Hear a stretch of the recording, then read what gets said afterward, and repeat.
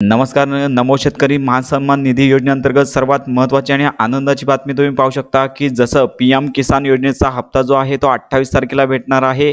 तर याचप्रमाणे महाराष्ट्र शासनाने देखील नमो शेतकरी महान सन्मान निधी या योजनेचा दुसरा हप्ता वितरित करण्याबाबत 1,792 कोटी इतका निधी मान्य करण्यात आल्याबाबतचे जी-आर, जे अधिकृत जी-आर आहे ते पोर्टलवरती प्रसिद्ध करण्यात आलेले आहे. तर या परिपत्रकानुसार नमो शेतकरी महान सन्मान निधी या योजनेअंतर्गत दुसरा हप्ता आहे माहे ऑगस्ट ते नोव्हेंबर.